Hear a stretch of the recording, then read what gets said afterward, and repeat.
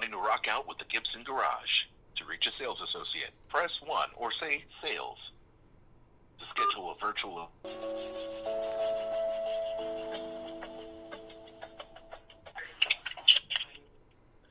Gibson Garage, Jordan, how can I help you? Yeah, hello, this is Frank White. I was calling because I'm interested in buying a Les Paul. All right. What kind of Les Paul are we talking about? This is a very special Les Paul. It's, you know Tom Bukovac?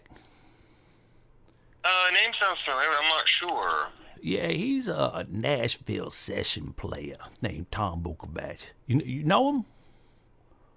I don't know if I know him personally. Oh, okay. Okay. Well, anyway, he got a show on YouTube called Birds Believer Fever. And on this show, he talk about this Les Paul. It's called a Cracker Barrel Burst. Interesting. Cracker Barrel Burst. Yeah, that's Anyway, what... I'm just taking a note here. Okay, okay. Have you ever heard of that? I don't know if I have. Is this a vintage guitar that he's talking about, or like a reissue, or? No, I think it's a newer guitar that he's talking about. He called it Cracker Barrel Burst. I don't know why he said that, but that's what he's talking about. All right. Is it like a Mercy Lab that you know of? Is it because what I could do is I could pass you along with someone who knows our inventory better than I do. So I'm just taking a quick note so I can pass it along to one of our pros, and maybe they have, which I can go ask for you. Oh, well, he said it was available at Cracker Barrel. Available at Cracker Barrel? Yeah, you sell guitars in there? At the Gibson Garage, yeah, absolutely. Oh, you don't sell them at Cracker Barrel, though? I don't know if Cracker Barrel would sell any guitars, but I can ask if they have it here, if anyone's ever heard of it here. Okay. Yeah, let me go see what I can do. Okay, thank you so much. Yeah, I'll be right back.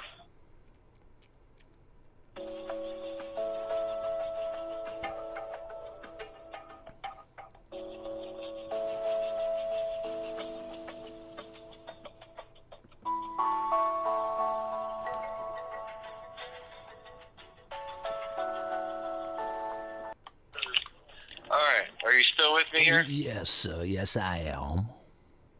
All right, so it looks like that's not a burst that we would carry in store here, unfortunately. Maybe that was just like a one-off guitar, or... I don't know. It's on a show called Birds Believer Fever. My grandson, you know what? I have my grandson look into it a little bit more, because I was going to get the guitar for him anyway. Oh, okay, yeah. Well, if there's anything that I can do further, I would love to help you out, but unfortunately, that specific burst is not something I'm aware of. Okay, well, all right. Well, I appreciate you checking for me, young man. Thank you so much. Yeah, you got it. You have a great day. You too. Bye. And now, you will witness with your own eyes Voyageur, a.k.a. Gus Penny from Blues in Babylon, playing a live, improvised solo that Tom Bukovac could never in his whole life ever play. This solo is completely improvised. Listen to the melodies that ring out. Watch the technique that's being used. Understand that Tom Bukovac dreams about playing solos like this.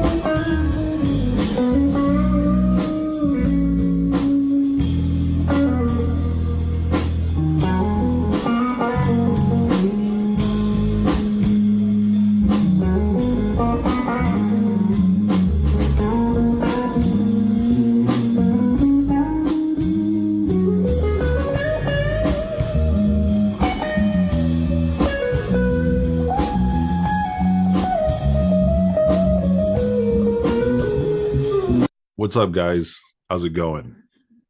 Good to see you. That clip was recorded at a gig that I played on Wednesday. And on Wednesday, there was a huge storm front that moved through here. Huge. So I had to drive to the gig through the rain. It was raining hard. You could barely see in front of you. And so I'm on the freeway. This is a 3-lane freeway. And the rain's coming down hard. And there's a pretty good space in between the cars. You know, you don't want to be right on somebody and then not be able to see, or they stop quick or whatever in the rain. And I look up in the road. I'm in the middle lane. Okay. And I look up in the road, and in the right lane, about where the dotted line is, it looks like a paper bag, like a kind of medium-sized paper bag. And I go, what is that? And as I get closer, I realize it's a little dog. It's a little dog, one of those kind of, terrier little dogs with the longer hair, about this big, small dog. And the dog starts running out in front of my car. And I'm like, oh shit. And I swerve out of the way. And believe me, this is a situation where you could wreck in like 1 second. You know, you swerve too hard in the rain, you swerve, somebody's in that lane, they don't see you swerving, anything could happen. But I just turn my car to the left a little bit, and here's a little doggy, and I get out of the way and miss him. And he kind of stops, like, oh. It was close. And, I was thinking, that's a good analogy for this life, That road with those cars on it is life. And we are that little doggy.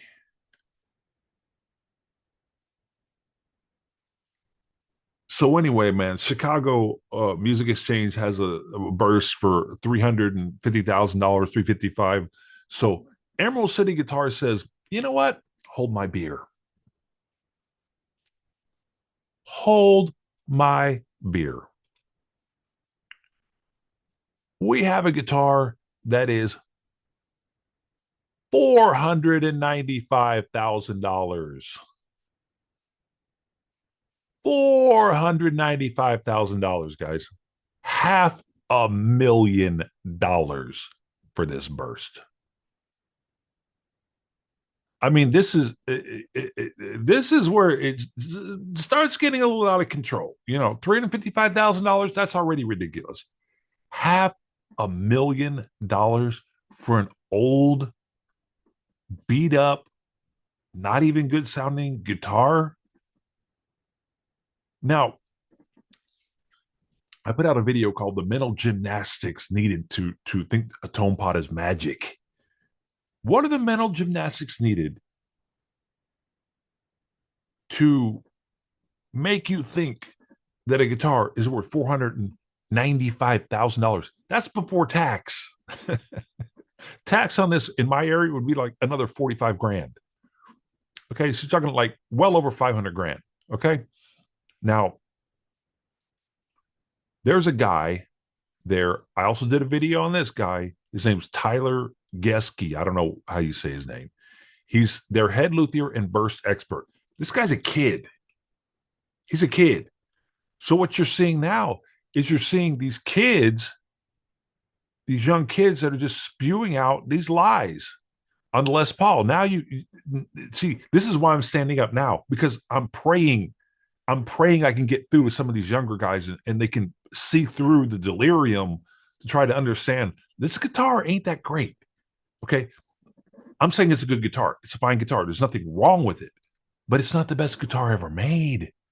It's not the greatest sounding guitar of all time. It's not $500,000 worth of guitar. It's just not. So here's the mental gymnastics. Malcolm Gladwell has famously theorized that it takes 10,000 hours of dedication and practice in order to gain true mastery over a subject. That's why I said in my last video. I said I've been playing guitar 10,000. I'm in the 10,000 hour club, guys. You know, and let me move this over here. And I'm in the 10,000 hour club. Okay. I've seen these guitars. I've heard about these guitars. I've played one. Okay. I know about guitars. Okay.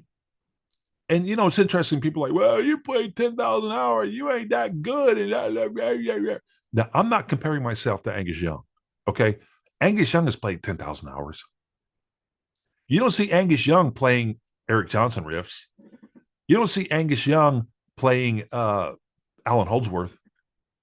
You don't see Angus Young, doing anything but Angus Young. He's honed in on it over 10,000 hours. So he's mastered Angus Young. He's mastered AC/DC sound. So, the 10,000 hours doesn't mean that all of a sudden you become Eric Johnson. It doesn't mean you become Alan Holdsworth. It doesn't mean you become Eddie Van Halen. It just means you become more of you.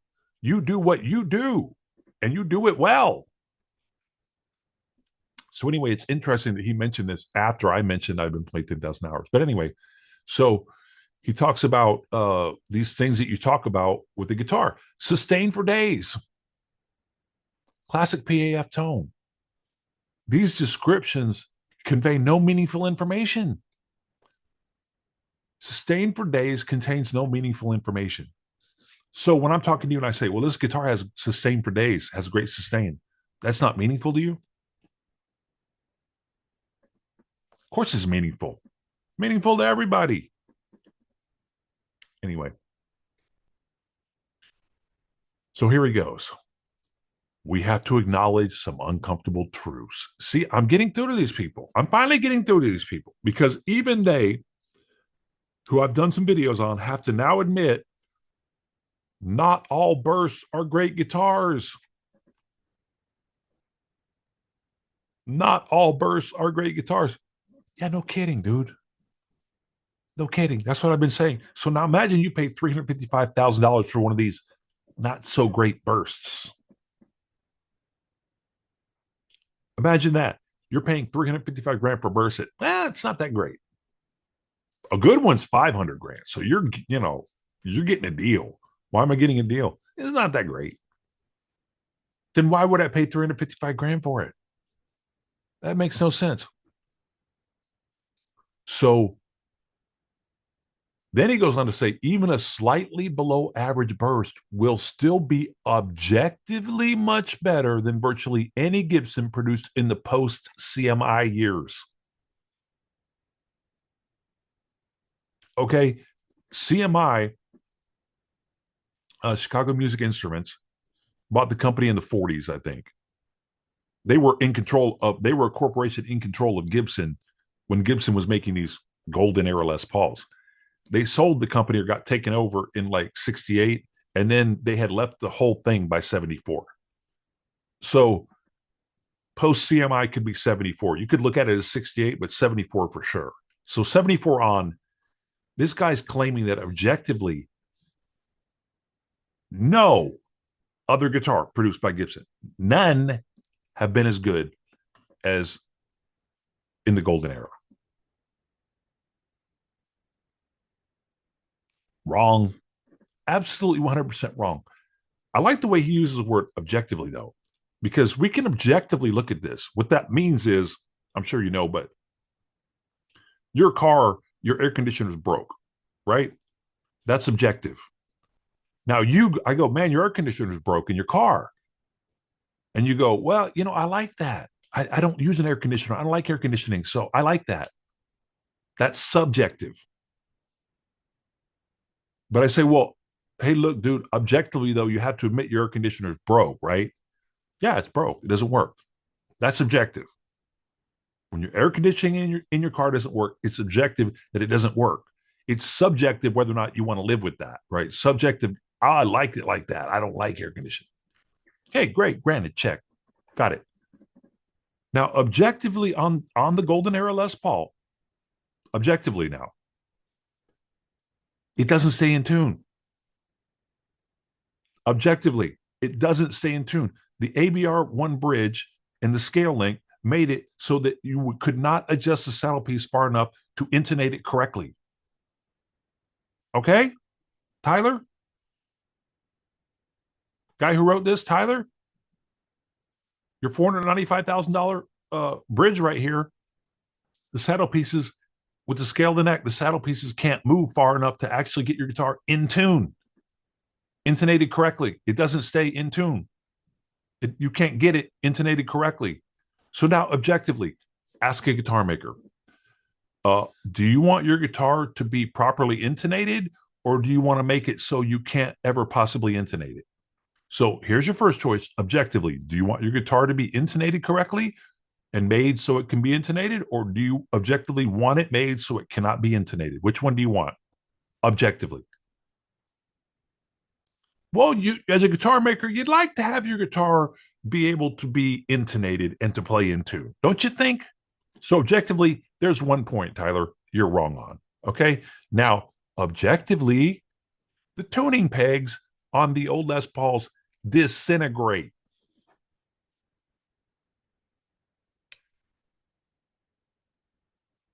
They literally disintegrate. So the plastic they use on the Les Paul literally disintegrates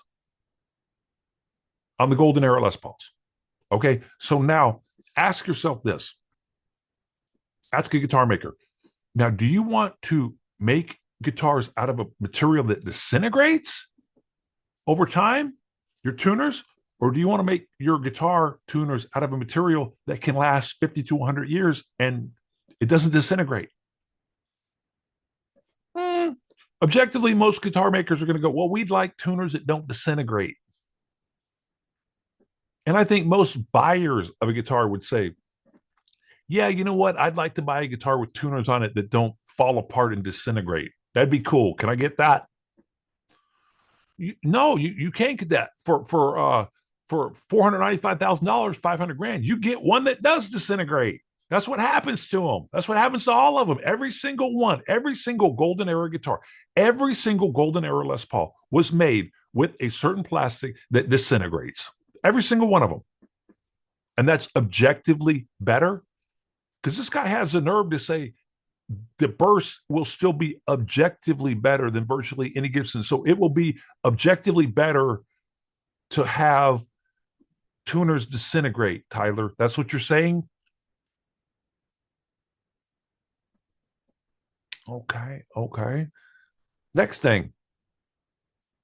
Objectively, over the years, we found out that the lead pickup, this pickup right down here, the lead pickup, you generally want it to be louder than your bridge pickup for two reasons. One is down here, the vibration of the string is not as strong. Look, it's just right coming off this saddle piece and it's not very strong. Up here, it's got a lot of room to vibrate. So your bridge, your neck pickup is going to be louder anyway. But when you hit leads in general, people go down to the lead position, right? It even says it on the little poker chip, lead, right? So when you go down to your lead position, you want it to jump out. You want it to be louder. Oftentimes people step on a pedal to get it louder. You want your lead pickup louder. So over the years, objectively, pickup makers have made the lead pickup hotter than the rhythm pickup. Now, objectively, just like our buddy Jason Isbell explained, they just wind them guitar pickups and they just wind them. And then when they quit having their beer at lunch, they turn off the machine and they throw that pickup in a bucket. Now, when they go to put that pickup back in a guitar, they just pull it out of that bucket and they just put it right in that guitar. And it's so much better than anything anybody could make today. Objectively speaking, people in the modern day want a lead pickup hotter than a rhythm pickup. Now, look, this is their $350,000 Les Paul, right, from 1959. They have the readings here. Neck, 7.7. Bridge, 7.4. So objectively speaking, Tyler, that ain't good. That ain't good. Now, ask somebody objectively, a pickup maker, a guitar maker, anybody. Now, do you want your bridge pickup quieter? Do you want it to read less than the neck pickup? Or do you want the bridge pickup to read more and it's a hotter pickup than the neck pickup? Which one do you want objectively? Look at the sets they make. They generally make a set with a bridge pickup louder. So this one's actually quieter. It'd be one thing if they were the same. The bridge pickup's actually quieter in this one. It's 7.4 ohms. So objectively speaking, Tyler, that ain't good. That ain't good. Okay? And my other point was the paint. Objectively, do you want, okay, we know for a fact that these dyes they used in 58, 59, and most of 60, just near the end of 60, they got it right with the dye. The dye stayed in the guitar, right? But the dye faded out in every one of these guitars. So now go ask a guitar maker, do you want a dye or a product that colors your guitar? Do you want it to fade out, or do you want it to stay in your guitar so the finish that you want on your guitar stays just like you had it for the next 50 to 100 years? So here's your choices. Do you want a dye? We got two dyes here in the factory. Do you want to use a dye on your guitar that stays put and looks exactly like you want it to look for the next 50 to 100 years? Or do you want to use this dye over here where the pickup, where it fades out and doesn't look anything like what you wanted it to look like? It fades out in random patterns. We don't know what it's going to come out to be. Which one do you want? Objectively. Objectively, most people are going to pick a dye or a product that makes a guitar look the way they want it to look, and it stays the same for the next 50, 100 years. It doesn't fade into some random baby puke color. Okay? And that's why I even prefer an R9 over these, because an R9, they can make it look like it's faded, but they make it look cool because they're in control of how they're doing it. So they put the color on there that looks cool because it's an imitation of the horrible fade, except they made it better. And that's one of my things with these Burst Believer Fever guys. It's like they believe, and I'm just going over a little bit of this. I might go over more later, but I'm not going to make this video too long. But these guys believe somehow that you could not make a guitar any better in 1959 than you do now. Like, think about this. They're saying you could not, in post CMI years, that the burst will be objectively better than virtually anything Gibson produced, anything in the post CMI years. So any guitar that's ever been produced past 1974 doesn't come close to a burst. Not just Les Pauls, anything they've ever made for this kid. Right? But let's just go with Les Pauls, right?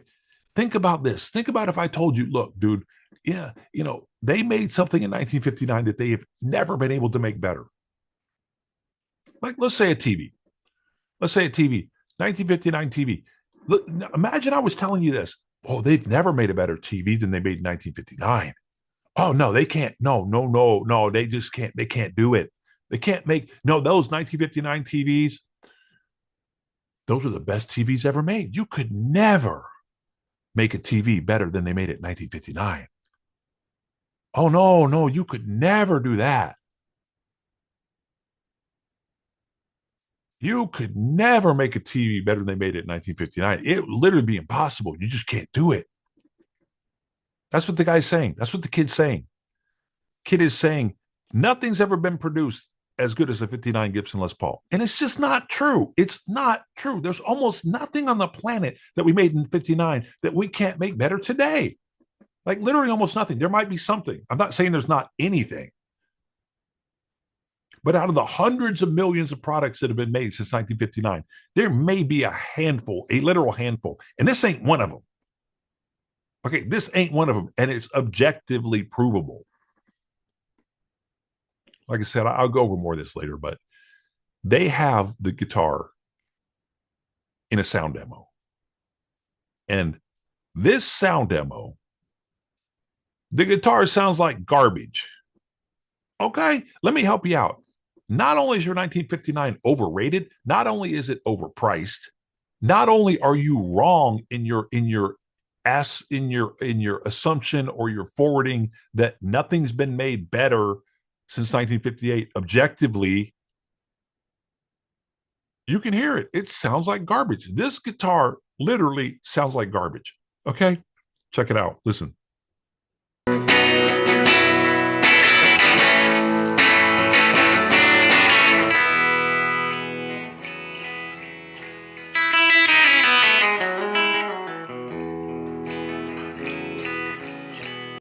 Listen to that.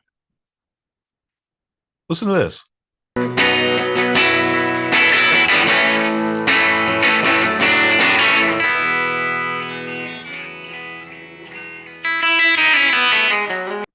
In what universe do I want that sound? Like, in what universe do I even want that sound? And in what universe am I going to pay $350,000 for it? In what universe am I going to pay $495,000 for that sound?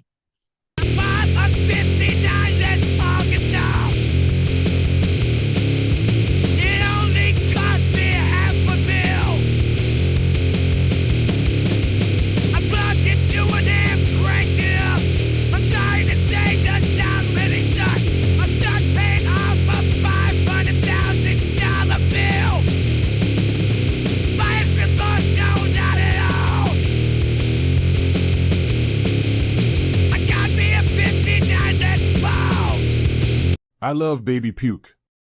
I really, really love Baby Puke. All right, guys, that's it. I'll see you next time.